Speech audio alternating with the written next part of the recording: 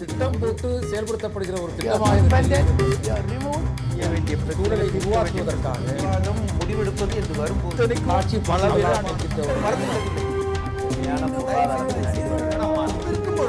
எதிர்த்து பேசிட்டு வணக்கம். நேர்பட பேசு நிகழ்ச்சிக்கு வரவேற்கிறோம். டெல்லி முதலமைச்சர் கெஜ்ரிவாலுடைய அந்த தலைமை அலுவலகத்தில் நடந்த சிபிஐ ஆய்வு சோதனை என்பதுதான் இன்றைக்கு நாடு முழுக்க விவாதத்தை உண்டாக்கி இருக்கிறது. அந்த தலைமைச் செயலகத்தில் காலை அவருடைய தனிச் செயலராக இருக்கின்ற ராஜேந்திர குமாருடைய அலுவலகம் சிபிஐயினரால் ரெய்டு செய்யப்பட்டதாக ஒரு கருத்து பரவப்பட்டது. இதனுடைய தொடர்ச்சியாக டெல்லி முதலமைச்சர் கெஜ்ரிவால் ட்விட்டர் பக்கத்தில் கடுமையான ஒரு விமர்சனங்களை பிரதமர் மோடி மீது வைத்திருக்கிறார். என் மீது அரசியல் ரீதியாக என்னை எதிர்கொள்ள முடியாமல் கோழைத்தனமாக நடந்து கொண்டிருக்கிறார் மோடி என்கிற விமர்சனத்தை வைத்திருக்கிறார். அவர் மட்டுமல்ல, இந்த பிரச்சனை என்பது நாடாளுமன்றத்திலும் இன்று எதிரொலித்தது. எதிர்க்கட்சிகளாக இருக்கின்ற மம்தா பானர்ஜியினுடைய திரிணாமுல் காங்கிரஸ், அதே போல இடதுசாரிகள், காங்கிரஸ் உள்ளிட்ட அத்தனை கட்சிகளுமே இது ஜனநாயகத்தின் மீதான தாக்குதல் என்கிற விதமாக விமர்சனத்தை முன்வைத்திருக்கிறார்கள். இதுதான் இன்றைய நம்முடைய நேர்பட பேசு நிகழ்ச்சியிலும் விவாதமாக இருக்கிறது. நம்மோடு இந்த நிகழ்ச்சியில் பங்கேற்கிறார்கள் டெல்லி அரங்கத்திலிருந்து பாஜகவினுடைய வானதி ஸ்ரீனிவாசன், அதே போல நம்முடைய அரங்கத்தில் ஆம் ஆத்மியின் தமிழ் மாநில ஒருங்கிணைப்பாளராக இருக்கிற வசீகரன், காங்கிரசிலிருந்து அமெரிக்க நாராயணன், பத்திரிகையாளரும் அரசியல் விமர்சகருமான ஞானி.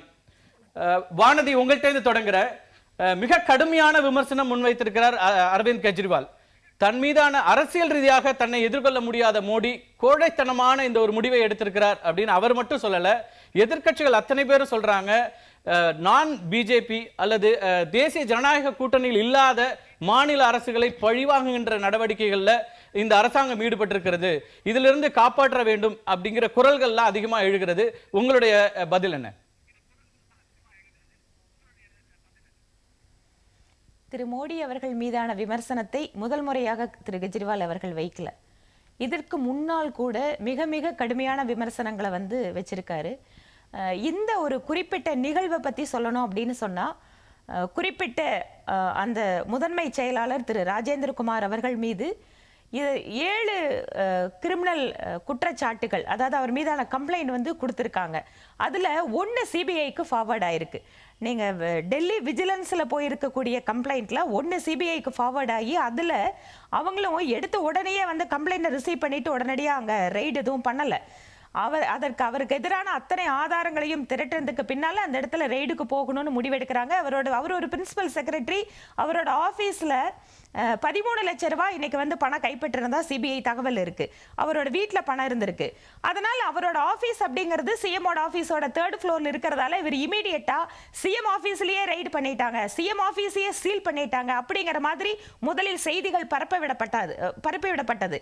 அதற்கு பின்னால சிபிஐ அவரோட அபிஷியல் ஸ்போக்ஸ் பர்சன் இல்ல, நாங்க பிரின்சிபல் செக்ரட்டரியோட ஆபீஸ்ல தான் பண்ணணும் ரெய்டுன்னு சொன்னாங்க. அது மட்டும் இல்ல, இன்னைக்கு நாடாளுமன்றத்தில் மத்திய நிதியமைச்சர் திரு அருண்ஜேட்லி அவர்கள் நாடாளுமன்றத்தின் இரு அவைகளே ஸ்டேட்மெண்ட் கொடுத்திருக்காரு. நாங்க டெல்லி சிஎம் ஆபீஸ்ல ரெய்ட் பண்ணல, அந்த குறிப்பிட்ட ஆபீசர் அவர் மீது ஊழல் புகார் இருந்திருக்கிறது, அவர் மீதான குற்றச்சாட்டுகளுக்கு ஆதாரம் இருக்கிறது என்று சிபிஐ நடத்தக்கூடிய ஒரு ரெய்டுக்கு இன்று ஊழலுக்கு எதிரான ஒரு மிக குறுகிய காலத்திற்குள்ளாக அரசியலில் நான் ஒரு தூய்மையான அரசாங்கத்தை கொடுக்கிறேன்னு சொன்ன ஒரு சீஃப் மினிஸ்டர் முதல்ல குற்றச்சாட்டுக்கு ஆளான உடனடியாக அவர் மறுத்திருக்கிறார். கெஜ்ரிவால் அந்த கூற்றை மறுக்கிறாரு. இதுல முழுக்க என்னுடைய அலுவலகத்தை பார்ப்பதற்காகத்தான், என்னுடைய கோப்புகளை பார்ப்பதற்காகத்தான் சிபிஐ அங்க வந்தது அப்படிங்கிற கருத்தை பதிவு பண்றாரு. நிதியமைச்சர் பொய் சொல்றாரு. he is a liar அப்படின்றார். he is lying அப்படிங்கிற வார்த்தையை பிரயோகம் படுத்துறாரு. அது மட்டும் இல்ல, என்னுடைய கேள்வி என்பது, இந்த கேள்வியை நீங்க எடுத்துட்டு பதில் சொல்லுங்க. ஒரு தலைமைச் செயலகத்துக்குள்ள சிபிஐ போகும்போது 3வது தளம் மொத்தத்தையும் சீல் வைக்கிறது அப்படிங்கிறது இதுவரைக்கும் நடக்காது. மம்தா பானர்ஜி எல்லாம் இதுல பெரிய அளவிற்கு அதிர்ச்சியை வெளிப்படுத்துறாங்க. இது ஒரு ஜனநாயகத்துல பெரிய ஒரு ஜனநாயகத்துக்கு எதிரானது, ஜனநாயகத்தின் மீது தொடுக்கப்பட்ட ஒரு பெரிய தாக்குதல் அப்படிங்கிற மாதிரியான கருத்துக்கள் முன்வைக்கப்படுது. இதை நீங்க எப்படி ஜஸ்டிஃபை பண்ண முடியும்? இல்ல நான் என்ன சொல்றேன், ஒரு இண்டிபெண்டன்ட் ஏஜென்சியா சிபிஐ இருக்கணும் அப்படிங்கிற குரல் தொடர்ச்சியா நாம கொடுத்துட்டு இருக்கோம். எல்லா அரசியல் கட்சிகளும் சொல்றோம் சிபிஐ போன்ற அமைப்புகள் அரசியல் ரீதியான விஷயங்களுக்கு பயன்படுத்தக்கூடாது, அவர்களை சுதந்திரமாக செயல்பட விட வேண்டும் அப்படிங்கிற குரல் எல்லா அரசியல் கட்சிகளாலும் சொல்லப்படுகிறது. இன்னைக்கு ஒரு ஆபீசர் மேல குற்றச்சாட்டு இருக்கு, அவர் ஏதோ இன்னைக்கு நேத்து இல்ல 2007 இருந்து பலவிதமான கம்பெனிகளை உருவாக்கி அரசாங்கத்தோட கான்ட்ராக்டுகளை பெறக்கூடிய அளவு கிட்டத்தட்ட 50 கோடிக்கும் அதிகமான கான்ட்ராக்டுகளை தன்னோட சொந்தக்காரங்கள் எல்லாம் கம்பெனியோட டைரக்டர்ஸ் போட்டு டெண்டரை விடாம நேரடியாக அரசாங்கத்தினுடைய அதிகாரத்தை பயன்படுத்தி ஒரு டெண்டரை கொடுத்து அவர்கள் எல்லாம் இந்த தன்னுடைய அரசாங்க அதிகாரத்தின் மூலமாக பயன்பெறுமாறு ஒரு விஷயத்தை செஞ்சிருக்காரு. குற்றச்சாட்டு இருக்கு. இவர் மீது குற்றச்சாட்டு சொன்ன ஆபீசரை டெல்லி டயலாக் கமிஷன் மெம்பர் செக்ரட்டரியை தூக்கி போட்டிருக்காங்க மே மாசம். அதனால அவரும் இந்த கம்ப்ளைண்ட் கொடுத்திருக்காரு. இப்படி இல்ல கெஜ்ரிவால் என்ன சொல்றாருன்னா இருக்கின்ற முதலமைச்சர்களையே ஊழல் குற்றச்சாட்டு வந்த உடனடியாக என்னுடைய அமைச்சரவையில் இருந்து அமைச்சரை நீக்கினேன், அதே போல அதிகாரி மீது நடவடிக்கை எடுத்தேன், அவர்கள் மீது வழக்கு தொடுக்க சொல்லி சிபிஐல கொடுத்ததும் நான் தான். அப்படி இருக்கிற என்ன நீங்க வந்து இதுல இன்னொரு விஷயம் சொல்லப்படுது, அவங்க தொடர்ந்து ஆம் ஆத்மியில இருந்து தலைவர்கள் முன்வைக்கிற இன்னொரு குற்றச்சாட்டு என்னன்னா இதன் மூலமாக கெஜ்ரிவால் அரசாங்கத்தில் பணியாற்றுகின்ற அதிகாரிகளை மிரட்டுவதற்கான ஒரு சிக்னலா தான் இதை பார்க்க வேண்டியிருக்குன்னு ஒரு குற்றச்சாட்டை முன்வைக்கிறாங்க. இல்ல நான் ஒருவேளை அரசாங்கத்தினுடைய அதிகாரிகளை பயமுறுத்திருக்கு அப்படின்னு சொன்னா திரு அரவிந்த் கெஜ்ரிவால் அவர்களுடைய அபிஷியல்ஸ் யாரெல்லாம் நெருக்கமா இருக்காங்களோ புதுசா வந்திருக்காங்களோ அவங்களெல்லாம் வந்து டார்கெட் பண்ணி கூட பண்ணிருக்கலாம் அப்படின்னு சொல்ல நீங்க சொன்ன குற்றச்சாட்டு பொருந்தும். ஆனா இது அப்படி கிடையாது. இது அரவிந்த் கெஜ்ரிவால் அவர்கள் பதவியேற்பதற்கு முன்னாலேயே டெல்லி அரசாங்கத்தில் இந்த குறிப்பிட்ட அதிகாரி தான் வகித்துக் கொண்டிருக்கக்கூடிய குறிப்பாக கல்வித்துறை, ஐடி துறை, ரியல் எஸ்டேட் செக்டர்ல எல்லாமே தன்னுடைய அதிகாரத்தை முறைகேடாக பயன்படுத்தி இருக்கிறார் அப்படிங்கறது குற்றச்சாட்டு. அதற்கு ஆதாரங்கள் இருக்கிறது. இன்னைக்கு கைப்பற்றின பணம் அப்படிங்கறது பிரிமா ஃபேசி அவர் ஒரு எப்படிப்பட்ட அதிகாரி அப்படின்னு சொல்லக்கூடிய விஷயமா இருக்கு. இந்த மாதிரி நேரத்துல திரு அரவிந்த் கெஜ்ரிவால் நேர்மையான ஒரு அரசாங்கத்தை கொடுக்கிறேன்னு சொன்னவர் என்ன பண்ணணும்னு கேட்டா சிபிஐ இந்த மாதிரி என்னுடைய அலுவலகத்தில் ஒரு அரசாங்க அதிகாரி மீது கூட நடவடிக்கை எடுக்கின்ற பொழுது நான் சிபிஐயை ஆதரிக்கிறேன்னு சொல்லி இருக்கணும். அப்படி சொல்லி இருந்தாருன்னு சொன்னா அவரை கரப்ஷனுக்கு அகைன்ஸ்டான ஒரு சீஃப் மினிஸ்டர் போராடிட்டு இருக்காங்கறத நம்பலாம். ஆனா தன்னுடைய ஒரு அதிகாரி சிபிஐ ரைடுக்கு உள்ளானார்னு சொன்ன உடனேயே ஒட்டுமொத்த ஜனநாயகத்திற்கு எதிரான விஷயமா இதை திசை திருப்புறதுங்கிறது அவர் உண்மையாகவே ஊழலுக்கு எதிராகத்தான் போராடிட்டு இருக்காங்கிற சந்தேகத்தை இது மக்கள் முன்னால் எழுப்புகிறது. இல்ல இந்த சோதனைங்கிறது பிரதமருக்கு தெரியாது, சிபிஐ தன்னிச்சையாக செயல்படுகிறது அப்படிங்கிற ஒரு கருத்தை பாஜகவுடைய தேசிய தலைவர்கள் தொடர்ந்து முன்வைக்கிறீங்க. ஆனா ஒரு மாநில அரசினுடைய தலைமைச் செயலகத்துக்கு சிபிஐ போறது பிரதமருடைய நாலேஜுக்கு வராமலே போகுமா? இல்ல நான் என்ன சொல்றேன், ஒரு முதலமைச்சருடைய தலைமை அலுவலக அப்படிங்கிற மாதிரியான போக்கஸ் இதை விட்டுருங்க. ஏன்னா இல்ல நடந்தது தலைமைச் செயலகத்துல தானே, ஒரு மாநில அரசாங்கத்தினுடைய தலைமைச் செயலகம். அது மட்டுமல்ல டெல்லிங்கிறது நம்ம தேசத்துக்கே தலைமையிடமாக இருக்கிறது, அங்க போற ஒரு முக்கியமான ஒரு இடமாக தானே இருக்க முடியாது. கட்டாயம் நீங்க இந்த இடத்துல நம்ம ஒரு முக்கியமான விஷயத்தை நம்ம எல்லாருமே பேச வேண்டி இருக்கு. ஏன்னு கேட்டா அரசாங்கத்துல அது அரசியல் ரீதியாக தலைமை நகரமா இருக்கட்டும், இல்ல அரசியல் ரீதியாக ரொம்ப பவர்ஃபுல் சென்டரா இருக்கட்டும், இல்ல எவ்வளவு பெரிய ஆளோட ஆபீஸா இருக்கட்டும், அந்த நேரத்துல கூட சிபிஐ யாருக்கும் பயப்படாமல் தயங்காமல் தன்னுடைய கடமையை செய்கிறது என்றால் உங்களை மாதிரி மீடியால அந்த அமைப்பை நீங்க சப்போர்ட் பண்ணணும். இந்த மாதிரி அரசியல் கட்சிகள் இந்த நேரத்துல நேர்மையான நடவடிக்கைக்கு ஆதரவு தெரிவிக்கணும். அதை விட்டுட்டு நீங்க உண்மையாகவே அந்த தவறு செய்த அதிகாரிக்கு துணை போற மாதிரி ஜனநாயகத்திற்கு எதிரானதுன்னு பேச ஆரம்பிச்சோன்னு சொன்னா சிபிஐ எந்த நேரத்துல தான் தைரியமா நடவடிக்கை எடுக்கும்? கெஜ்ரிவால் என்ன சொல்றாரு, ராஜேந்திரகுமார் மீதான நடவடிக்கை அப்படிங்கிறது ஒரு எக்ஸ்கியூஸ் தான், அவங்க என்னுடைய அலுவலகத்தை பார்க்க தான் வந்தாங்க, என்னுடைய கோப்புகளை பார்க்க தான் வந்தாங்கன்னு சொல்றாரு. நம்ம தொடர்ந்து பேசலாம், வானதி நீங்க இணைப்புல இருங்க. வசீகரன், தொடர்ந்து ஊழலுக்கு எதிராக நாங்க இருக்கிறோம் அப்படின்னு சொல்லிக்கிட்டு இருக்கிற ஒரு கட்சி, ஊழலுக்கு எதிரான ஒரு தொடர்ந்து எல்லாரையும் ஒருங்கிணைக்கணும் அப்படின்லாம் வந்த ஒருத்தர், ஒரு பிரச்சனை அதுல வந்து ஒரு புகார் அறிக்கப்பட்டிருக்கிறது, அதுவும் முன்னாள் அதிகாரி ஒருத்தர் கொடுத்திருக்காரு. அப்படியான ஒரு புகாரின் பேர்ல சிபிஐ தன்னுடைய கடமையை செய்ய வருது அப்படின்னா அதுக்கு ஏன் இவ்வளவு பெரிய ரியாக்ஷன் கொடுக்கணும்? அதுக்கு பிரதமரை ஏன் நேரடியாக உள்ள கொண்டு வரணும்? எல்லா பிரச்சனைகளையும் நீங்க வந்து பிரதமரை வந்து மையப்படுத்துறதோ அல்லது பிரதமரை விமர்சிக்கிறதும் வழக்கமாயிடுச்சு அப்படின்னு வெங்கையா நாயுடு குற்றம் சாட்டுறாரு. அதாவது இது வழக்கம் வந்து அவங்களுக்கு தான் அந்த வழக்கம். தொடர்ந்து இந்த அரசை அச்சுறுத்துவது, தொடர்ந்து பிரச்சனைகள் கொடுத்து கொண்டிருப்பது, தொடர்ந்து தேர்தலுக்கு முன்னாடியிலேருந்தும் தொடர்ந்து அவர்கள் பிரச்சனையை செய்து கொண்டே இருப்பவர்கள். அவர் மேலே அம்பு ஏதாவது எழுந்துக்கிட்டே தான் இருப்பாங்க. ஏன்னா அவர்களுக்கு இது மிகப்பெரிய இழப்பு. டெல்லியில் இப்படி ஒரு அரசாங்கம் நடக்கிறது அவர்கள் பெரிய பாதிப்பு. அவர் வளர்ச்சி அவர்களால் ஒன்றும் செய்ய முடியல, தேர்தல் நேரங்களில் போக முடியல, சரிவுகளை தொடர்ந்து சந்தித்து கொண்டே இருப்பவர்கள். இதே மோடி தான் காங்கிரஸ் ஆட்சியில் இருக்கிற காலத்தில் சிபிஐ சிபிஐயை காங்கிரஸ் யூபிஏ தவறாக பயன்படுத்துறதுன்னு சொன்னவரே இவர்தான். ஆக இதில் அரசியல் தான் காரணம். இது என்னன்னு கேட்டா இவ்வளவு நாள் இல்லாம எங்களுக்கு தவறா நீங்க சொன்ன மாதிரி உங்கள்கிட்ட பிரச்சனை இல்லைன்னா அவர் வந்து தவறு செய்யல அப்படின்னா சோதனை நடத்துறதுல அதான முறைன்னு நீங்க தானே சொல்றீங்க. அந்த முறை என்ன? ஒரு முதலமைச்சர் அலுவலகத்துக்கு ஒரு செக்ரட்டரியேட்டுக்கு வர்ற முறை என்ன? இது வந்து என்னன்னு கேட்டா அவர் பேர் ஒரு களங்கத்தை ஏற்படுத்த வேண்டும் என்பதுதான் இது முக்கியமான காரணங்கிறதா எங்களுடைய கருத்து. களங்கத்தை ஏற்படுத்தணும், வேற வழி அவங்களுக்கு தெரியல. பல தேடி காரணங்களை தேடிக்கிட்டே இருக்கிறாங்க. ஒன்னும் கிடைக்காத பட்சத்தில் இதை எடுத்திருக்கிறாங்க. இன்னொரு ரொம்ப அது ஒரு கான்ட்ராடிக்டரியா இருக்கு. கெஜ்ரிவால் எப்படி இதை சொல்றாரு? அவருடைய ட்வீட்ல சொன்ன ஒரு விஷயம் தான், சிபிஐ என்கிட்ட சொல்லியிருந்தா நான் நடவடிக்கை எடுத்திருப்பேன். ஒரு அமைச்சர் மீதும் ஒரு அதிகாரி மீதும் ஊழல் குற்றச்சாட்டு வந்த உடனே நான் தான் நடவடிக்கை எடுத்தேன் அப்படின்னு இருக்குல்ல. அது எப்படி ஒரு சிபிஐ வந்து ஒரு குற்றச்சாட்டு வந்த உடனே முதலமைச்சர் நடவடிக்கை எடுத்தாங்கிறது அவருடைய ட்வீட்ல இப்ப 2012 அவர் பேசும்போது இதே மாதிரி ஒரு வழக்குல சிபிஐ விசாரணைக்கு போறாங்கன்னு பத்திரிகைகள்ல செய்தி வந்த உடனே அவர் ரியாக்ட் பண்ணது என்னன்னா, முதல் பக்கத்துல செய்தி வர வச்சுட்டு போறது சிபிஐ ரைடா அப்படின்னு கேள்வி கேட்டவர் இன்னைக்கு சிபிஐ என்கிட்ட சொன்னா நான் நடவடிக்கை எடுப்பேன் எப்படி நீங்க சொல்ல முடியும்? சிபிஐ ஆதார் அவங்களுக்கு ஒரு பெரிய ஒரு புகார் வருகிறது. அந்த புகார் மேல நடவடிக்கை எடுக்கும்போது ஒரு முதலமைச்சர் சொல்லணும் நீங்க எப்படி எதிர்பார்க்க முடியல? ஒரு இப்ப சொல்லியிருக்காரு, அதாவது என்னன்னு கேட்டா நான் ஒத்துழைச்சிருப்பேங்கிறாரு, எல்லாம் கொடுத்திருப்பேன்னு தான் சொல்றாரு. ஆனா அதே நேரத்தில் இவர்கள் அந்த முறையாக வரலங்கிறது அங்க பிரச்சனை. இப்போ இவர்கள் நடவடிக்கை எடுக்க வேணாங்கிறதெல்லாம் இப்போ அது பிரச்சனை இல்லை. இது வந்து முறையான வகையில் இவங்க வரல, இது ஜனநாயகத்துக்கு விரோதமானது இன்னைக்கு எல்லா முதலமைச்சர்கள் அத்தனை பேர் சொல்லக்கூடிய சூழ்நிலையை இவர்கள் உருவாக்கி இருக்கிறார்கள். அப்படிதான் சொல்லணும். இல்ல ஒரு இன்கம் டாக்ஸ் டிபார்ட்மெண்ட்ல இருந்து ஒருத்தர் அவருக்கு தெரியும் ஒரு சோதனைங்கிறது எப்படி நடத்த முடியும் சார்? இந்த சோதனையை சொல்லிட்டு போக முடியாது. அந்த தலைமையில இல்ல இது சொல்லிட்டு ஒரு ஜாயிண்ட் செக்ரட்டரி லெவல்ல இருந்து போனா கூட சொல்லிட்டு தான் போகணும். இன்ஃபார்மல் ஃபார்மலா அது கொடுத்துட்டு தான் போகணும். அப்படிங்கறது அதான் உண்மை. இது வேணும்னு செய்யப்பட்ட விஷயங்கிறது எல்லாருக்கும் தெரியும், எல்லா எதிர்கட்சிகளும் தெரியுது.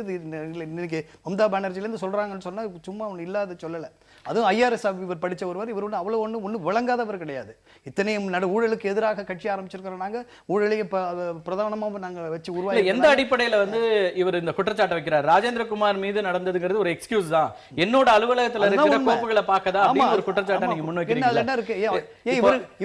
பிரகாஷ் ஜவடேகர் மாதிரியான பாஜக தலைவர்கள் என்ன சொல்றாங்கன்னா, ஊழலுக்கு எதிரான உங்களுடைய அந்த எதிர்ப்புங்கிறது அமலமாயிடுச்சு, நீங்க வந்து ஊழல்வாதியை ஏன் தடுக்கல, அது முறையா வரலங்கிறதா சொல்றாரு. இங்க எதுக்காக வந்திருக்கிறாங்க, வேற என்னமோ எதையாவது இவங்க குற்றம் சாட்டுவதற்கு ஒரு முறையை தேடுகிறார்கள். ஏதாவது ஒரு முறையில இவங்களை வந்து கலங்கப்படுத்த உடனடியாக கலங்கப்படுத்துவதுதான் எங்க பிரச்சனையா இருக்குன்னா, இதை எப்படி நீங்க கையாண்டீங்க அப்படிங்கிறதா. ஒரு சோதனை நடக்கிறது, அந்த சோதனை என்பது இவருடைய அதிகாரியினுடைய அலுவலகத்தில் நடக்குது.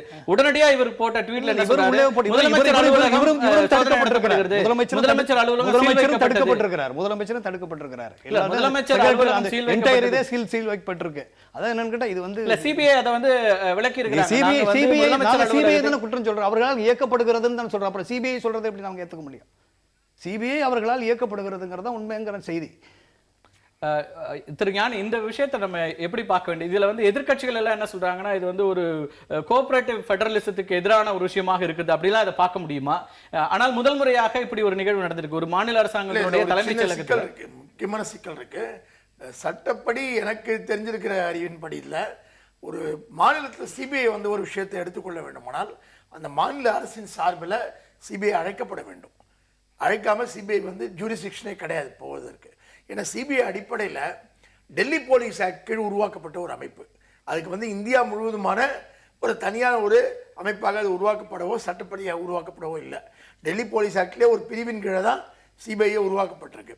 ஒவ்வொரு மாநிலத்திலையும் சிபிஐ விசாரணை வேண்டும் வேண்டும்னு கோரும்போது மாநில அரசு முறைப்படி சிபிஐ விசாரணை வேண்டும்னு பதிவு பண்ணால் தான் முடியும். அப்படி இருக்கிற போது இந்த இடத்துல நடக்குதுன்னு பாருங்க. டெல்லி ஒரு வித்தியாசமான நிலைமையில இருக்கு. டெல்லி போலீஸே வந்து டெல்லி அரசாங்க கையில், மத்திய அரசாங்கத்தினுடைய, அதான் டெல்லி அரசாங்க கையில் இல்லை. இந்த வசதியை பயன்படுத்தி தான் டெல்லி போலீஸ் ஆக்ட் கீழே இருக்கிற சிபிஐயை பிஜேபி அரசாங்கம் டெல்லியில் இருந்துட்டு பயன்படுத்துது. இதான் நம்ம இதில் பார்க்க வேண்டிய முக்கியமான அம்சம். நடந்ததை வந்து அந்த பிரின்சிபல் அதிகாரி ஊழல் பேர் வழியா அல்லவா, அதெல்லாம் விஷயமே இல்லை. ரியல் விஷயம் சிபிஐக்கு இங்கே என்ன ஜூரிஸ்டிக்ஷன், எந்த அடிப்படையில் அது வந்திருக்கிறது என்பதுதான்.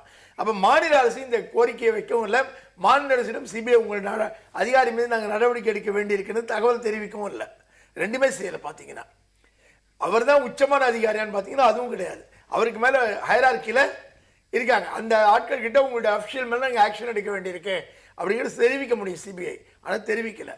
அப்போ இதுக்கு பின்னால் அரசியல் நோக்கம் இருக்குன்னு ரொம்ப தெளிவாக இருக்குது. இப்போ இந்த நடந்த சம்பவத்தை பற்றி பிஜேபியிலேருந்து பண்ணுற ரியாக்ஷன்ஸ் இருக்குல்ல, அதுதான் நமக்கு டெஸ்ட்னு நான் பார்க்குறேன். அளவுகோல்ங்கிறது அதுதான் பார்க்குறேன். பிஜேபியிலேருந்து எப்படி இதுக்கு ரியாக்ட் பண்ணுறாங்கங்கிறது. அந்த ரியாக்ஷன் பூராவுமே என்ன சொல்கிறாங்க பாருங்க, ஊழல் எதிர்க்கிற கெஜ்ரிவால், ஊழல் எதிர்க்கிற ஆம் ஆத்மி இப்போது ஊழல் அதிகாரிக்கு துணை போவதான்னு. அப்ப அவங்க எய்ம் பண்ணதே ஊழலை எதிர்க்கிற கட்சின்னு ஆம் ஆத்மிக்கோ கெஜ்ரிவாலுக்கோ இருக்கிற ஒரு பிம்பம் இருக்குல்ல, அதை எப்படி தகர்ப்பதுங்கிறத நோக்கம்.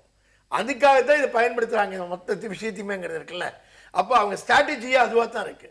ரியல் இஷ்யூ பிரின்சிபல் செக்ரட்டரி இல்லை, அவர் எந்த விதத்தில் டெல்லி கவர்மெண்ட் ஹராஸ் பண்ண முடியுங்கிறது இருக்குல்ல, அதுக்கான ஒரு எஃபர்ட்டை தான் நீங்க இதை பார்க்க வேண்டியிருக்கு. ஆனா அதுக்கான எதிர்வினையாக கெஜ்ரிவால் பயன்படுத்திய வார்த்தைகளை எப்படி பார்க்க முடியுது? ரெண்டு விதமான விமர்சனங்கள் முன்வைக்கப்படுது. ஒண்ணு, அவர் வந்து பிரதமரை இவ்வளவு தூரம் வந்து விமர்சிக்க வேண்டுமா, பிரதமர்ங்கிற ஒரு பொறுப்புல இருக்கிற ஒருத்தரை நீங்க கடுமையான விமர்சனங்கள்ல கவார்ட் மாதிரி, சைக்கோபாத் அப்படிங்கிற வார்த்தை பிரயோகங்கள்லாம் இருக்குல்ல, இதை வந்து இது வந்து பிரதமர் வந்து அவர் விமர்சனத்துல வந்து ஒரு பாதியில வந்து எந்த விதமான நாகரிக குறைவும் இருக்கிறதா நான் நினைக்கல. அந்த விமர்சனத்தில் ஒரு பாதி அவர் ஒரு கோழைன்னு வர்ணிப்பதில் அது எனக்கு வந்து எந்த விதத்துலையும் அநாகரிகமான ஒரு விமர்சனமாக எனக்கு படலை. ஆனால் அவர் ஒரு மனநோயாளின்னு சொல்றது வந்து நான் கொஞ்சம் அநாகரிகமான விமர்சனமாக பார்க்குறேன். என்ன இது, அதனால அவர் சொன்ன அந்த ரெண்டு வார்த்தைகள்லேயே ஒன்று தவறான அந்த இடத்துல தான் தொடர்ந்து இப்ப வெங்கையா நாயுடு மாதிரி இருக்கவங்களா சொல்றாங்க, மத்திய அரசாங்கத்தோட ஒரு மோதல் போக்கையே தொடர்ந்து இவர் கடைபிடிச்சிட்டு இருக்காரு, அல்லது தேவையில்லாம பிரதமரை டார்கெட் பண்ணிட்டே இருக்காரு. மத்திய அரசு தான் மோதல் போக்கு இவங்களோட வந்துட்டு இருக்கு அடிப்படையில் பாத்தீங்கன்னா. ஏன்னா இவங்க மோதல் போக்கு தொடங்கல, இந்த தொடங்கும் போது இவங்க மோதல் போக்கு தொடங்கல, மத்திய அரசோடு தொடங்கும். மத்திய அரசோட வேற ஒரு பிரச்சனை இருக்கு உங்களுக்கு பாத்தீங்கன்னா. டெல்லிக்கு முழு மாநில அந்தஸ்து கொடுப்போம்ங்கிறத தொடங்கி டெல்லி போலீஸை டெல்லி அரசுகிட்டே ஒப்படைப்போங்கிறது வரைக்கும் எல்லாம் பிஜேபி எதிர்கட்சியா இருந்த காலத்தில் தான் முன்வைத்த வாக்குறுதிகள் தான். ஆனா ஆட்சிக்கு வந்த பிறகு அது எதையுமே பிஜேபி நிறைவேற்ற தயாராக இல்லை. அந்த அடிப்படையில இருந்து பார்க்கணும். ஆனால் இதோடு சம்பந்தப்பட்டிருப்பதில் வந்து மாநிலங்களுக்கான அதிகார பகிர்வு இருக்குல்ல, அந்த அம்சம் நிச்சயத்தில் அடங்கி இருக்கு. ஆனால் அதை இதுல இருந்து பிரிச்சுட்டு நம்ம பார்க்க முடியாது. ஒரு அரசியல் பழிவாங்கும் நடவடிக்கையாக தான் நீங்க பாக்குறீங்க விஷயத்துல. அதுல ஒன்றும் சந்தேகம் இல்லை. வானதி, ஆம் ஆத்மி மட்டும் இல்ல, பொதுவாக அரசியல் விமர்சகர்களும் கூட இப்படிதான் பார்க்க வேண்டியிருக்குது. இந்த விஷயத்துல நீங்க பாஜகவினுடைய எதிர்வினை தான் இதுல கேள்வியை உருவாக்குது. அவங்க தொடர்ந்து வந்து ஊழலுக்கு எதிரான ஒருவராக இருக்கின்றவரை வந்து விமர்சனம் பண்றதன் மூலமாக ஒரு வேற மாதிரி ஒரு அவருக்கு ஒரு கரையை உண்டாக்க முயற்சி பண்றாங்கிற ஒரு கருத்து முன்வைக்கப்படுது. அதை எப்படி நீங்க பாக்குறீங்க? அதாவது நீங்க இதற்கு முன்னால் ஒவ்வொரு அரசியல் கட்சிக்குமே ஒரு ஒரு செயலை செய்கின்ற பொழுது அதற்கான எதிர்வினை எப்படி வந்து பார்க்குதுன்னா, ஒரு வார்த்தை சொன்னீங்க, எதிர்கட்சிகள் மட்டுமல்ல அரசியல் விமர்சகர்களுக்கு கூட அப்படின்னு சொல்லிட்டு. திரு ஞானி அவர்கள் ஆம் ஆத்மியினுடைய கட்சியினுடைய வேட்பாளராக நிறுத்தப்பட்டவர். அதனால அரசியல் விமர்சகர் அப்படிங்கிற ஒரு டெஃபினிஷனுக்குள்ள வந்து நீங்க கொண்டு வந்து சேர்க்க வேண்டாம். இப்ப இல்லாம இருக்காங்க. அதை பத்தி அடுத்து நான் பதில் சொல்றேன். சொல்லி முடிச்சு அதுதான் எதிர் கரெக்ட். அதான் எதிர் அப்படிதான். ஏன்னு கேட்டா, நீங்க பாஜக அரசாங்கத்துல சிறுபான்மையர் மீதான ஒரு சின்ன தாக்குதல் அப்படின்னு சொன்னா கூட உடனே சகிப்புத்தன்மைன்னு குரல் எழுப்புறீங்க. அப்போ ஊழலுக்கு எதிரான கட்சி நான் வந்து வெளிப்படைத்தன்மையோட அரசாங்கத்தை நடத்துறத என் கூட இருக்கிறவங்க எல்லாம் நாங்க வந்து லோக்கத்தாளத்துக்காக பண்ணுவோம். நாங்க வந்து எல்லா விஷயத்தையும் நாங்க சின்ன சின்ன ஆரம்ப கட்டத்தில இருந்து சாதாரணமான பியூன் முதல் கொண்டு மேல வரைக்கும் நாங்க ஊழல் இல்லாமல் அரசாங்கத்தை நடத்துவோம்னு சொல்லிதான் மக்களுக்கு வாக்குறுதி கொடுத்து வந்தவர் அப்படின்னு சொன்னா நிச்சயமாக இந்த கேள்வி எல்லா மக்களுக்கும் எழுந்தான. இது நேச்சுரலா வரக்கூடிய ஒரு விஷயம் தானே. இதுக்கு எதுக்கு நீங்க அரசியல் கொண்டு வந்து புகுத்துறீங்க? ரொம்ப புத்திசாலித்தனமா திரு ஞானி அவர்கள் பிரச்சனையோட சிபிஐனுடைய இந்த இல்ல சோதனை அப்படிங்கறது வந்து குறைந்தபட்சமாக நீங்க வந்து அங்க அவருடைய உயர் அதிகாரிகளுக்கு தெரிவிக்கிறதுல என்ன பிரச்சனை? அத அவங்க வந்து அறிவிக்காம கிட்டத்தட்ட வந்து அந்த அதிகாரிகளை மிரட்டுற ஒரு துணியாக இது கையாளப்பட்டது அப்படிங்கறத விமர்சனமா முன்வைக்கப்படுகிறது. டெல்லி அரசாங்கத்துல கெஜ்ரிவால் அரசாங்கத்துல பணியாற்றுகின்ற அதிகாரிகளை மிரட்டுவதற்கான ஒரு போக்காக இது ஏன் பார்க்க முடியாது? அரசாங்கத்தில் ஊழல் செய்கின்ற அதிகாரிகளை மிரட்டுவதற்காக இந்த சம்பவம் பயன்படும் என்றால் அதை நம்ம வரவேற்கணும்.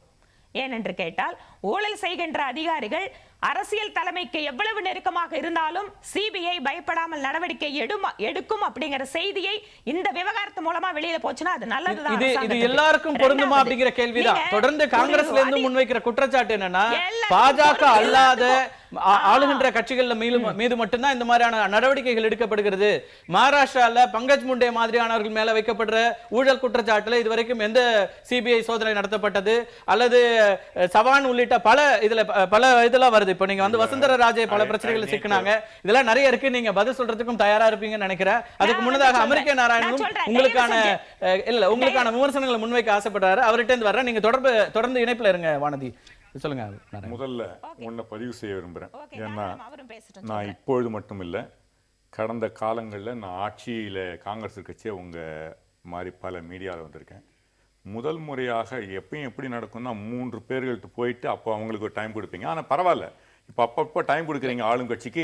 இது தொடர்ந்து நடக்கும் என்று நம்புவோம். ஏன்னா நாங்கள் ஆட்சிக்கு வரும்போதும். ஏன்னா இது வந்து கடந்த காலத்தில் 3 பேர் 4 பேர் தாக்கும்பொழுது அவர்கள் முடித்து விட்டுத்தான் எனக்கு வருவீர்கள். ஆனா இப்போ உடனுக்குடன் போறீர்கள், வரல, ஒன்றும் தவறில்லை. உங்க மற்றவர்களுக்கு எங்களுக்கு ஆளுங்கட்சியில் இருக்கும்போது எப்படி செய்தீர்கள் மக்கள் மன்றத்தில் நான் வைக்க கடமைப்பட்டவன்றதால உங்க அதுக்கு கவனத்துக்கு அதை கொண்டு வரேன். இரண்டாவதாக, இது ஆம் ஆத்மி கட்சியாக இருக்கட்டும், பாஜகவாக இருக்கட்டும், அவர்கள் மக்களை வந்து ஒரு குழப்பி ஒருவருக்கு ஒரு இதை பண்ணி, இங்க பாத்தீங்கன்னா இவர் வந்து ஒரு நமது பிரதமரை பைத்தியக்காரன் சொல்றாரு. நம்ம பிரதமரை 56 இன்ச்சு பிரதமரை கோழங்கிறாரு. ஒரு முதலமைச்சர் சொல்லக்கூடிய இடத்துல இருக்க வேறு அதுக்கு உபயோகிக்க வேண்டிய வார்த்தையான. இரண்டாவதாக நீங்க பதிவு பண்ணீங்க காங்கிரஸ் முதற்கொண்டு. காங்கிரஸ் இன்னைக்கு பாராளுமன்றத்தை வெல்லு போனது எதற்கு முக்கிய காரணம், அருணாச்சல பிரதேசத்திலே இவங்க வந்து அது பண்ற அயோக்கியத்தனத்தை, அங்க இருக்க எம்எல்ஏக்களை விலைக்கு வாங்கி ஆயாராம் பண்றக்கூடிய இதை மக்களுக்கு எக்ஸ்போஸ் பண்ணவே ஒழிய இந்த இதை பத்தி இல்லை. மூன்றாவதாக பிஜேபி ஆசாத் பேசியிருக்காரு. ஆனா வெல்லுக்கு போனது இல்லை. இது தெளிவுபடுத்தப்பட்டுள்ளது. எங்களுடைய கட்சியினுடைய ஸ்போக்ஸ் பர்சன் டெல்லியில தெளிவாக சொல்லியிருக்காங்க. இதை வந்து அகமது பட்டேலும் ட்வீட் பண்ணியிருக்காரு. நான்காவதாக இவங்க வந்து அழகா கேட்டீங்க, அதுல முக்கியமா ஒண்ணு வேணுங்க, பல இடங்கள்ல எல்லா கட்சிகளும் மேலேயும் ஊழல் வழக்குகள் ஊழல் பல இடங்களில் ப்ரூவ் பண்ணப்படுது, பாஜக உட்பட. ஆனால் தொடர் கொலை பதிவு செய்யப்பட்ட வியாபம்ல மத்திய பிரதேசத்துல அவங்க சீஃப் மினிஸ்டர் மேல சிபிஐ எங்க எடுத்துட்டு போனாங்க. இவங்க சொல்றது ஆஹா எல்லார் மேலேயும் வழக்கு எடுப்போம், சிபிஐ சொல்லி எடுப்போம்னு. இவர்கள் வந்து அன்னைக்கு பேரட்னு சொன்னது இன்னைக்கு பேரட் இல்லை, கூண்டில் அடைக்கப்பட்ட பேரட் இல்லை, கையில பிடிச்சு வச்சு கழுத்தை நெருக்கின்ற ஒரு கிளியாக அவர்கள் வைத்துக் கொண்டிருக்கிறார்கள். இவங்க அதே மாதிரி சொன்னாங்க. இல்ல யார் பொய் சொல்றாங்கன்னா, ஆனா மோடியை பொய்யர்னு சொல்றதுல ஒன்றும் தவறு இல்லை. அவர் பொய் சொல்லி ஆட்சிக்கு வந்தவர், நான் பல இடங்களில் பதிவு பண்ணியிருக்கேன், தொடர்ந்து பதிவு செய்யப்பட்டுள்ளது. ஆனால் மோடி அவர்கள் கெஜ்ரிவால் டெல்லியில இருக்க ஸ்லம்ம போய் ஒடிக்கிறாங்க, அங்க கொலை செய்யப்படுறாங்க குழந்தைகள். பிஜேபி அரசும் அது ஆம் ஆத்மி கட்சியும் இவங்க சொல்றாங்க, அவங்க சொல்லிட்டா அவங்க சொல்லன்னு. இதுல யார் பொய்யர்னு தெரியல. மக்கள் மன்றத்துல இன்னைக்கு ஏமாத்திக்கிட்டு இன்னைக்கு டெல்லி தான் இந்தியாவிலேயே அதிகமாக குப்பை உள்ள நகரமாக இருக்கிறது. இந்த பிரச்சனையில இப்ப கெஜ்ரிவால் சொல்ற குற்றச்சாட்டை நீங்க ஏற்கிறீங்களா மறுக்கிறீங்களா? சிபிஐ இங்க வந்து தவறாக பயன்படுத்தப்பட்டது. அதுல வந்து எந்த விதமா இது வந்து இந்த இடத்துல மட்டும் இல்ல, தொடர்ந்து சிபிஐ இவர்களுடைய ஆட்சியில தவறாக பயன்படுத்தப்படுவது, எதிர்கட்சிகள் மேல ஏவப்படுகிறது. இப்போ இவான இன்னொரு கேள்வி கேட்கிறேன், இதே கெஜ்ரிவால் அவர்கள் எதற்கெடுத்தாலும் காங்கிரஸ் கட்சியினுடைய ஆட்சியில தான் சிபிஐ வந்து அவங்க பிடியில இருந்துச்சு, நாங்க சுதந்திரமா கொடுத்திருக்கோம், அதனால அவங்களுடைய நடவடிக்கை சுதந்திரமா கொடுத்தா ஏன் வந்து மத்திய பிரதேச அமைச்சர் கொலை செய்தார்களே, தொடர்ந்து கொலை செய்கிறார்களே, அவர்கள் மேல ஏன் ஏவப்படவில்லைன்னு மக்கள் கேட்கிறாங்கல்ல. இவர்கள் சொன்னாங்கல்ல எதற்கெடுத்தாலும் சிபிஐ ரைட். இப்போ என்ன பேசுறாங்க, நீங்க சொன்னீங்கல்ல, தெளிவா பாயிண்ட் பண்ணீங்கல்ல, சிபிஐ சொல்லிட்டு தான் போமான்னு இப்போ எதுக்கு அதை கம்ப்ளைண்ட் பண்றாங்க? ஆனால் இவர்கள் சரியாக செய்யவில்லை,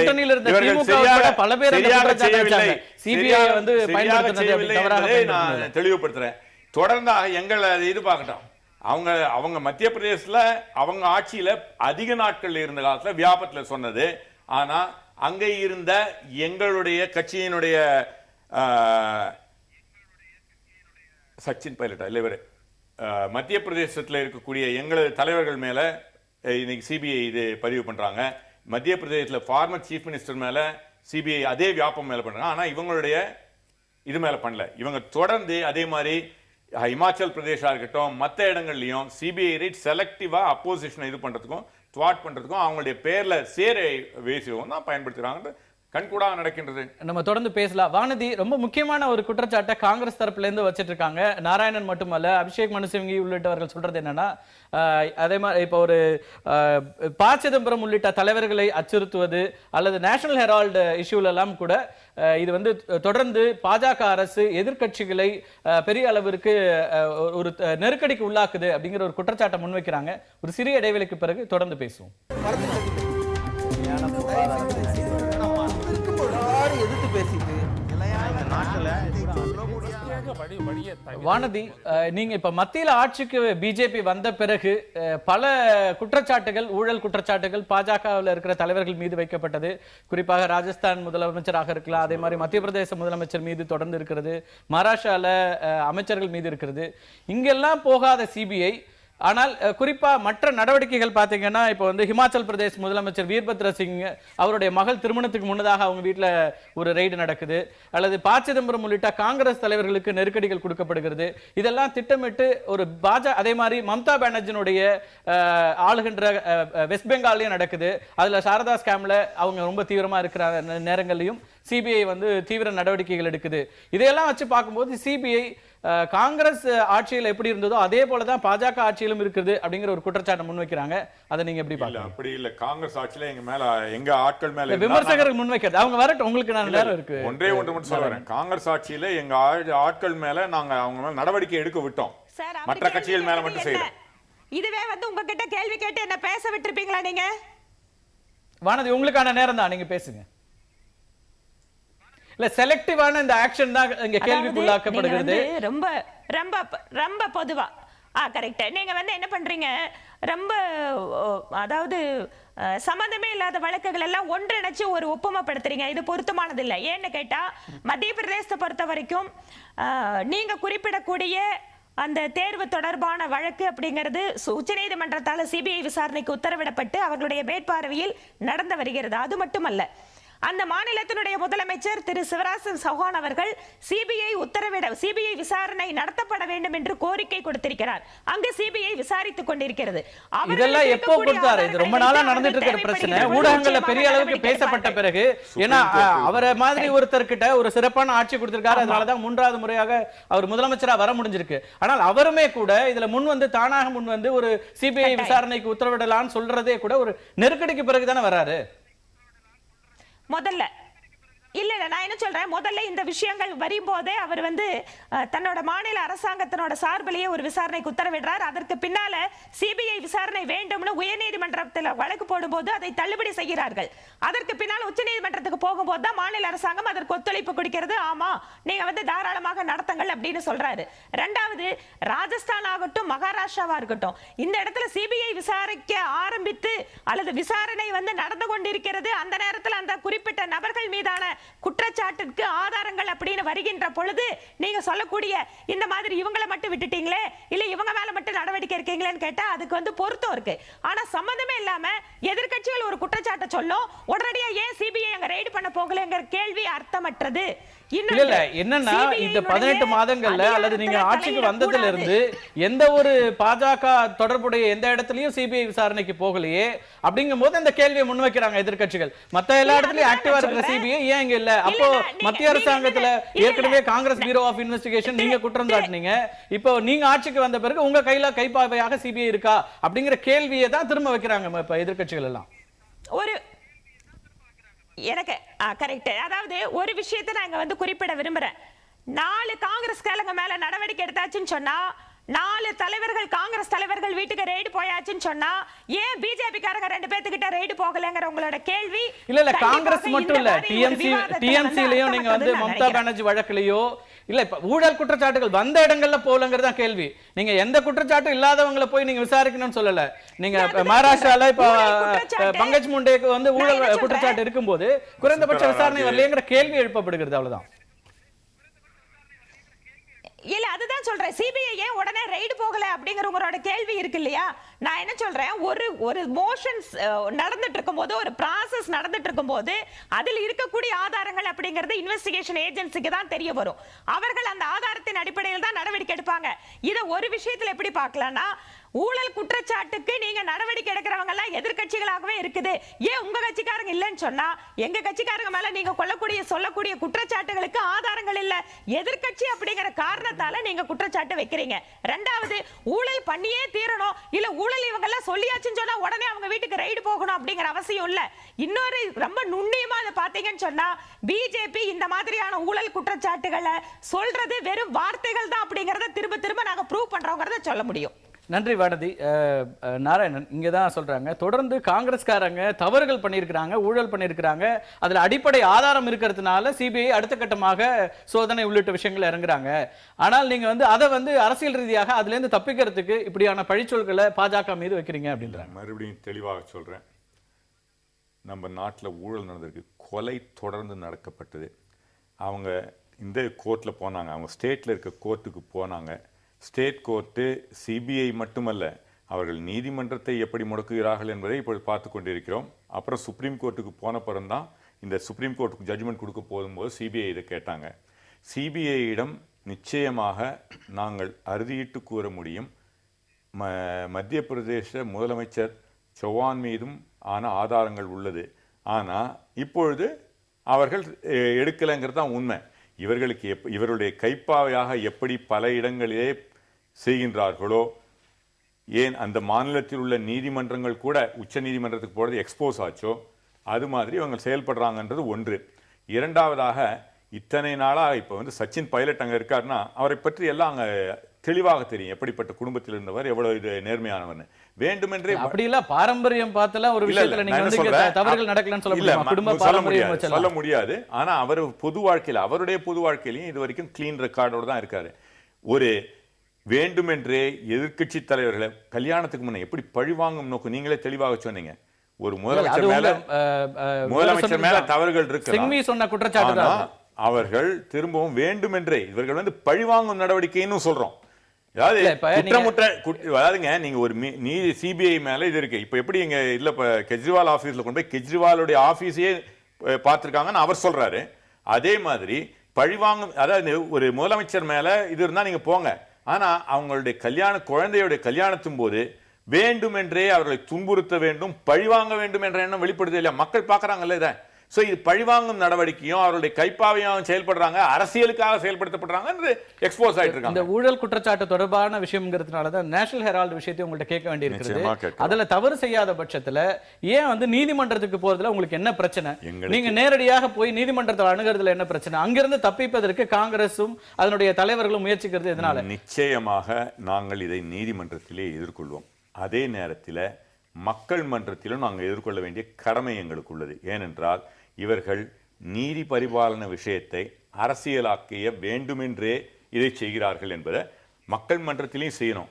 இவர்கள் இப்போ ஒன்று நல்லா புரிஞ்சுங்க, நேஷனல் ஹெரால்டு இஷ்யூவை கொண்டு வரீங்க.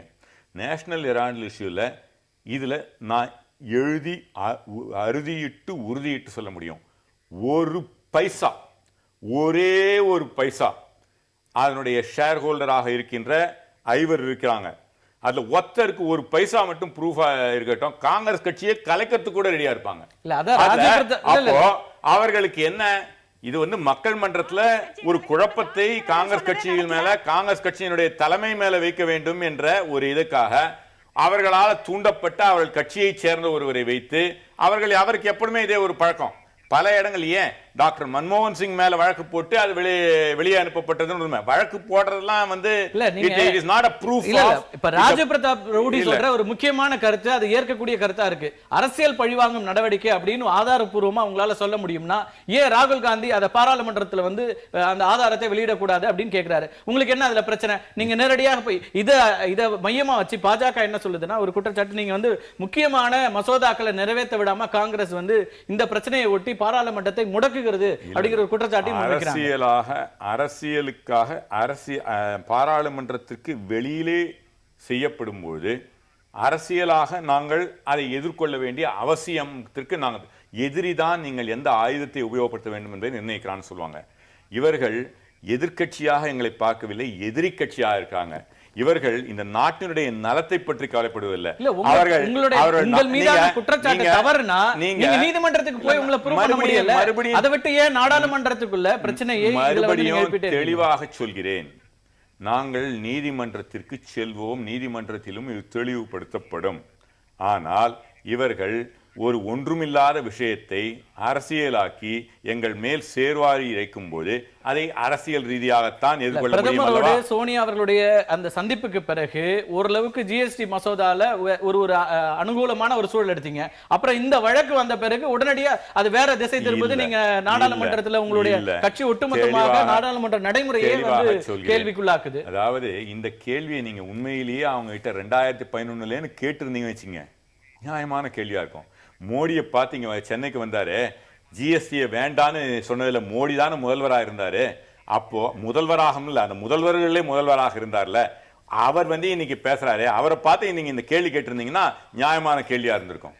நாங்கள் இன்றைக்கும் தெளிவாக சொல்கின்றோம், 3 பிரச்சனைகளை இந்த ஜிஎஸ்டியை பொறுத்த வரைக்கும் நாங்கள் எழுப்பி இருக்கிறோம்.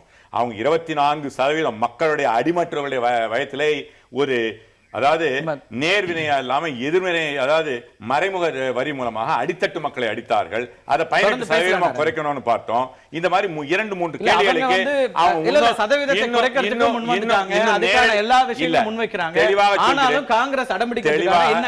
தெளிவாக சொல்கிறேன். எங்களது அமைச்சர் சிதம்பரம் அவர்களும் இதை பற்றி சொல்லி இருக்கிறார். நாங்கள் எழுப்பிய 3 கேள்விகளுக்கு நேரடியான பதிலை எங்களுடைய கட்சிக்கு, எங்கள் கட்சி தலைமைக்கு அவர் கொடுக்கவில்லை என்று பப்ளிக்கா சொல்லிருக்கோம். அவங்க அதை இல்லைன்னு மறுக்க சொல்லுங்க பார்க்கலாம். நேரடியாக எங்களை வந்து சந்தித்து கொடுத்தார்கள். இதை உங்களுடைய கட்சியினுடைய நாங்க இப்பயே நாங்க சொல்றோம். அவங்கள மாதிரி எதிர்கட்சியில் இருக்க பேசி ஆளுங்கட்சி இல்ல, அவங்களுக்காக இன்சூரன்ஸ் நாங்கள் ஏற்படுத்தோம். பல மசோதாக்கள் பெருமையா மாத்தட்டி கொண்டார்கள். 56 இன்ச் பிரதமர் வரை கோழையான 56 இன்ச் நிறைவேறப்பட்டு நாங்க. திரு ஞானி, இப்போ 2 பேர் மட்டும் இல்ல, ஆம் ஆத்மியும் சொல்லுது, காங்கிரஸும் சொல்றாங்க, மற்ற எதிர்கட்சிகளும் கூட பாஜக வந்து எதிர்கட்சிகளை ஒடுக்குவதற்கான நடவடிக்கைகள்ல இறங்கியிருக்கு அப்படின்னு ஒட்டுமொத்தமா ஒரு குற்றச்சாட்டை வைக்கிறாங்க. ஆனால் ஆதாரங்களின் அடிப்படையில் நடவடிக்கைகள் எடுக்கும்போது அதை அப்படி பார்க்க முடியுமா? ஒரு சிபிஐக்கு ஒரு குற்றச்சாட்டு வருகிறது, அதன் மேல நடவடிக்கை எடுக்கப்படுகிறது. அதை எப்படி நம்ம வந்து பொதுமைப்படுத்தி இது அரசியல் பழிவாங்கல் அப்படிங்கிறதுக்குள்ள கொண்டு போக முடியும்? நீங்க பொதுவா சிபிஐக்கு குற்றச்சாட்டு வந்து விசாரிக்கிறதுங்கிறது வேற. அதே மாதிரி நேஷனல் ஹெரால்டு இஷ்யூ நீதிமன்றம் ஒரு முடிவெடுத்து அவங்க வந்து சம்மன் பண்றாங்க.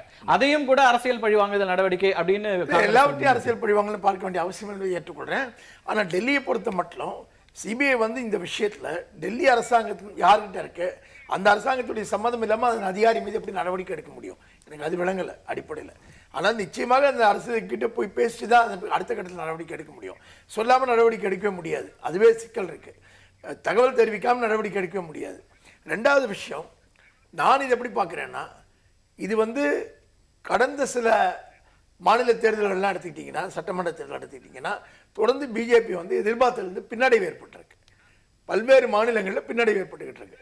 கடந்த ஆட்சிக்கு மக்களவையில் ஜெயிச்சு வந்ததுக்கு பிறகு நடக்கக்கூடிய மாநில சட்டசபை தேர்தல்களில் மெல்ல மெல்ல படிப்படியாக சரிவை நோக்கி பிஜேபி வந்துட்டு இருக்கிறத பார்க்குறோம். அப்போ இந்தியா முழுவதும் இந்த சரிவை நோக்கி அதனுடைய பப்ளிக் சப்போர்ட். டெல்லி பீகார் தேர்தல்களில் தான் அவங்க மிகப்பெரிய கிராஜுவலி பாராளுமன்றத்தில் வாங்கினாலும் சட்டமன்றத்தில் வாங்கல, கிராஜுவலா இந்த சரி வந்து பீகார்ல சரிகிறது அப்படிங்கிறது அதில் வர பார்க்குறோம். அப்படி சரிக்கிட்டே வர சூழ்நிலையில ஒட்டுமொத்தமா மக்கள் மத்தியில் ஆதரவு தங்களுக்கு குறைஞ்சிட்டு போயிட்டு இருக்கிற போது இதை சரி கட்ட ஒரே வழி என்னன்னா, இது யாருக்கு சாதகமா போகுதோ அவர்களுக்கு ஆதரவு வர விடாமல் தடுக்க அவங்க எல்லார் மேலேயும் சிக்கல் ஏற்படுத்துறது வழி. அப்ப அதனால தான் யாரெல்லாம் எதிரிகளா இருக்காங்களோ அவர்கள் மேலே ரெய்டு, அவங்க மேலே நீங்க வந்து அவங்க பிம்பத்தை உடைக்க முயற்சிப்பதுன்னு இது பியூர்லி பொலிட்டிக்கல் ஸ்ட்ராட்டஜி. நம்ம தொடர்ந்து பேசலாம் ஞானி. சரியும் செல்வாக்கை நிலைநிறுத்தத்தான் பாஜக இப்படியான நடவடிக்கைகளில் ஈடுபடுகிறதுங்கிற குற்றச்சாட்டு முன்வைக்கப்பட்டிருக்கு. அதற்கான பதிலை ஒரு சிறிய இடைவேளைக்கு பிறகு வானதியிடமிருந்து கேட்கிறேன். எதிர்த்து பேசிட்டு வானதி, சரிகின்ற செல்வாக்கை நிலைநிறுத்துவதற்காக தான் பிஜேபி எதிர்க்கட்சிகளை முடக்குகின்ற இந்த வேலையில ஈடுபட்டிருக்கா அல்லது எதிர்க்கட்சிகள் மீதான இந்த தாக்குதல்களை மேற்கொண்டிருக்கிறதா? உங்களுடைய நிறைவு கருத்தா இதை பதிவு பண்ணுங்க. நிச்சயமாக இல்லை. அதாவது அரசியல் ரீதியாக பாரதிய ஜனதா கட்சி எப்படி நாடு முழுவதும் பலம் பெற்று வருகிறது அப்படிங்கறத எங்களுடைய வாக்கு சதவிகிதம் சொல்லும். பீகார்ல ஆட்சி அமைக்க முடியாம போயிருக்கலாம், ஆனால் அங்கு தனிப்பெரும் கட்சியாக உருவெடுத்திருக்கிறது வாக்கு வங்கியின் அதிகரிப்பதன் மூலமாக. அதனால பாஜகவுக்கு வந்து செல்வாக்கு சரியுது, அதனால காங்கிரஸ் மேலையும் மற்ற எதிர்கட்சிகள் மேலையும் சிபிஐ ரெய்டு அனுப்பிச்சு அதுக்கப்புறம் ஆட்சியை பிடிச்சுக்கலாம்னு நினைக்கிற அளவுக்கு ஒரு கீழ்த்தரமான அரசியல் நடத்தக்கூடியவர்கள் அல்ல பாஜகவினர். எங்களுடைய அரசியல் செல்வாக்கை எப்படி மக்கள் சேவையின் மூலமாக உயர்த்தி கொள்வது அப்படிங்கிறது எங்களுக்கு தெரியும். ஆனா ஒரு விஷயத்தை தெளிவுபடுத்த விரும்புறேன். சிபிஐ என்கின்ற அமைப்பை வலுப்படுத்த வேண்டும், பலப்படுத்த வேண்டும் அப்படிங்கிற ஒரு எண்ணம் எல்லா அரசியல் கட்சிகளும் பேசிட்டே இருக்கிறாங்க.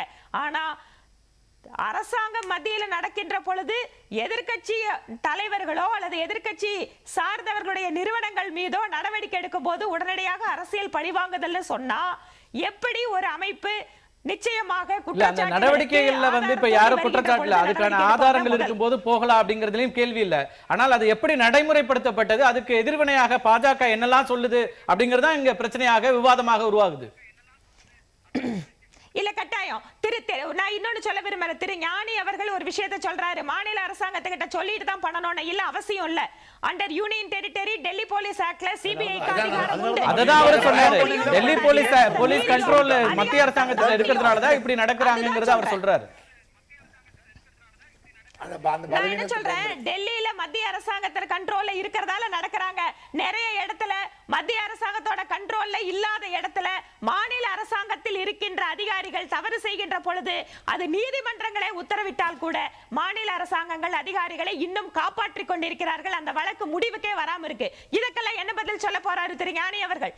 நன்றி வானதி. உங்களுடைய இறுதி கருத்தை அதை எடுத்துக்கிறேன். நேரம் ரொம்ப குறைவா இருக்கு. அனுமதி கொடுக்காம இருக்கு.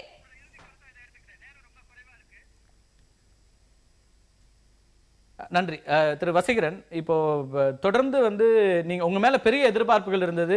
ஊழலுக்கு எதிரான ஒரு பிம்பமாக உருவாக்கப்பட்ட ஒருத்தர் அரவிந்த் கெஜ்ரிவால் வந்த உடனடியாக நிறைய வாக்குறுதிகளை கொடுத்தாரு. ஆனால் எந்த விதமான வாக்குறுதிகளை நிறைவேற்ற முடியாத நிலவில், அதுலயும் ஷீலா தீட்சித் மேல நடவடிக்கை எடுப்போம் நீங்க ஊழல் குற்றச்சாட்டுகள்ல, அதுல எந்த ஒரு ஸ்டெப் ஃபார்வர்ட் அப்படிங்கிற மாதிரி வரல. அப்ப இந்த விஷயங்கள்ல இருந்தெல்லாம் மாறுவதற்காகத்தான் நீங்க வந்து தொடர்ந்து பிரதமரை சீண்டிட்டே இருக்கீங்களா? உங்களுடைய அந்த செல்வாக்கு குறைகிறது அல்லது உங்க பிம்பம் உடைகிறதுங்கிறதுனால வாக்குறுதிகள் நிறைவேற்றலங்கிறது தவறான செய்தி. அங்க இன்னைக்கு எல்லாமே ஒவ்வொரு இல்ல ஊழல் தொடர்பான விஷயத்துல நீங்க ஷீலா தீட்சித் மாதிரியானவங்க மேல குற்றச்சாட்டு நாங்க நடவடிக்கை எடுப்போம்னு சொல்லி தான் ஆட்சிக்கு வந்தாரு. ஆனால் அதுல என்ன நடந்திருக்கிறது? அதாவது இன்னொன்னு நாங்க ஜன் லோக்பால் கூட நாங்க 15 நாள்ல கொண்டு வரோம்னு தான் சொன்னோம். அது இருக்கிற நிர்வாகத்தில் உள்ள பிரச்சனைகள், இங்க மேலிடத்தில் உள்ள பிரச்சனைகள் தான் காரணம். இததான் எல்லா கட்சிகளும் சொல்லிட்டு இருந்தாங்க. ஆட்சிக்கு வந்தா தான் தெரியும் பிரச்சனை. அதே நாங்க கொண்டு வந்திருக்கிறோம். இதே மாதிரி நடவடிக்கைகள் எல்லாமே இன்னும் காலப்போக்கு நாங்க 1 வருஷம் தான் ஆயிருக்கு. கண்டிப்பாக எல்லா நடவடிக்கைகளும் கண்டிப்பா எடுக்கணும். ஊழலுக்கு எதிர்க்கான விஷயங்களை நிச்சயமாக நாங்கள் அதை செய்வோம். அதை தவற மாட்டோம். அது மாதிரி இப்போ நாராயணன் சொன்னாரு, அதாவது குப்பைகள் இதெல்லாம் பிரச்சனைன்னு சொல்லி. குப்பைகள் நீங்க தான் இவ்வளவு வருஷமா நீங்க தான் ஆண்டுகிட்டு இருந்தீங்க. இப்பதான் வந்திருக்கிறோம். இப்பதான் அது வந்து ஒரு நிமிஷம் பேசி முடிச்சிடறேன். அந்த இதுல வந்து இன்னைக்கு எலக்ட்ரானிக் சிஸ்டத்துல இன்னைக்கு போன் எடுத்தா கூட எடுக்க முடியுங்கிறது வரை நாங்க சாதிச்சு காட்டிட்டு இருக்கோம். இது மாதிரி பல விஷயங்களை நாங்கள் சாதித்து காட்டி கொண்டிருக்கோங்கிறத மறுக்க முடியாது. அதை நீங்கள் வந்து நல்ல மனசோட அதை போய் வணங்கி பார்க்கணும் அப்படிங்கிறது தான் மெயினான விஷயம். அதனால் சிபிஐ விசாரணை பொறுத்தளவுக்கு இவர்கள் யாரும் ஒத்துக்கொள்ள மாட்டாங்க. ஆனால் இவர்கள் 2 பேருக்குமே மாறி மாறி இந்த பழக்கம் இருக்கிறது. எதிர்க்கட்சிகளை வஞ்சிப்பது, தண்டிக்கிறது, பழி வாங்குறது அது ஒன்றும் புதுசு இல்லை. அது இருவர்களுக்குமே பழக்கம். இவர்கள் அவர்களை சொல்லுவார்கள். இப்போ எங்கள் மேலே பார்த்துக்கும்போது நாங்களும் சொல்ல ஆரம்பிச்சிருக்கிறோம். திரு ஞானி, இவருடைய இந்த பிம்பம் அப்படிங்கிறது உடையிறதா? கெஜ்ரிவால் மீதான அந்த ஊழலுக்கு எதிரான ஒருத்தர் அப்படிங்கிறதும், அல்லது புதிதாக மற்ற கட்சிகளை விட வேறு விதமான ஒரு அரசியல் அவர்கிட்ட எதிர்பார்க்கலாம் அப்படின்னு ஒரு எதிர்பார்ப்பு இருந்தது. ஆனால் அவர் பிரயோகின்ற வார்த்தைகள் இதெல்லாம் கூட வந்து நம்ம பொதுவாக சொல்லிட்டு இருப்போம். தமிழ்நாட்டில் இருக்க அரசியல் தலைவர்கள்லாம் வந்து நீங்க வட இந்தியாவில் பாருங்க, அரசியல் நாகரிகத்தை பாருங்கலாம் சொல்லுவோம். இன்னைக்கு அப்படியான ஒரு நிலை இருக்குதா? இவருடைய இந்த போக்கை எப்படி பார்க்க வேண்டியிருக்கு? இல்லை, நான் இது 2 விஷயமா பிரித்து பார்க்க விரும்புகிறேன். வானதி கூட இங்கே சொல்லும்போது ஞானியே முன்னாள் ஆம் ஆத்மி வேட்பாளர் தான், ஆனால் ஆம் ஆத்மிக்கு சார்பாக பேசுகிற மாதிரி ஒரு தொழில சொன்னாங்க. நான் சார்பாக பேசவே இல்லை. கெஜ்ரிவால் பேசின வர்ணனையில் கோழை என்று வர்ணித்தது நாகரிக குறைவல்ல, ஆனால் மனநோயாளின்னு சொல்கிறது தவறானதுன்னு தான் நான் கண்டித்து தான் சொன்னேன். ஆனால் எனக்கு ஒன்றும் கெஜ்ரிவால் மீது அவரை காப்பாற்ற வேண்டிய அவசியத்தில் நான் ஒன்றும் இல்லை. கெஜ்ரிவால் மீது எனக்கு விமர்சனங்கள் இருக்குது. ஆனால் தான் நான் கட்சியில் தொடர்ந்து நீடிக்கவில்லை. நீங்கள் சேர்த்து பார்க்க வேண்டும்.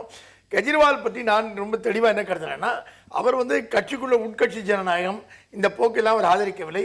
ஒரு தேசாதிகார கும்பலுடைய கைப்பிடிக்குள்ள அவர் அங்கே கட்சிக்குள்ளே இருக்காருன்னா அவர் கட்சி மேலே உள்ளே இருக்கிறாங்க, அவர் மேலே இருக்கிற விமர்சனம்.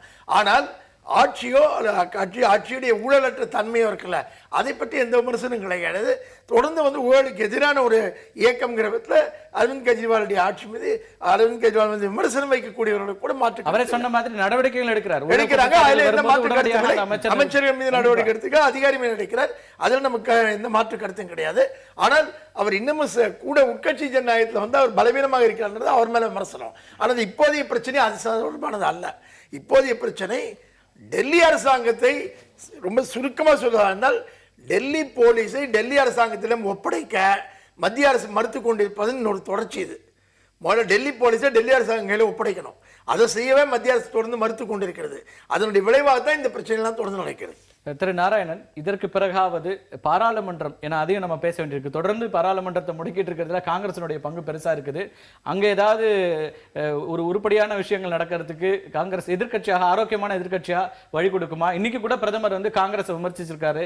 கேரளால பேசும்போது அவங்க வளர்ச்சிக்கு எதிராக அழிவு சக்தியாக தான் இருக்காங்கிற மாதிரியான குற்றச்சாட்டுகளை முன்வைக்கிறார். 2 கேள்விகளுக்கும் பதில் சொல்றேன்.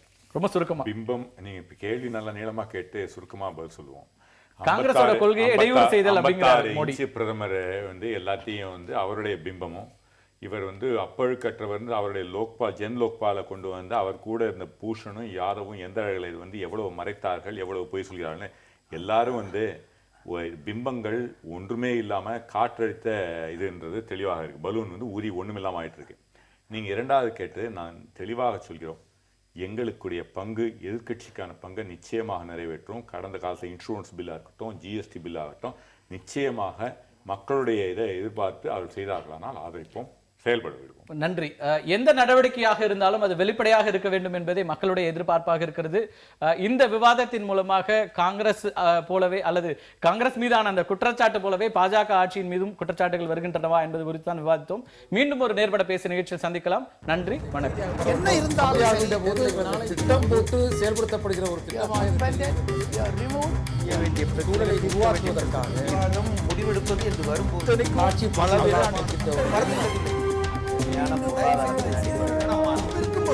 எதிர்த்து பேசிட்டு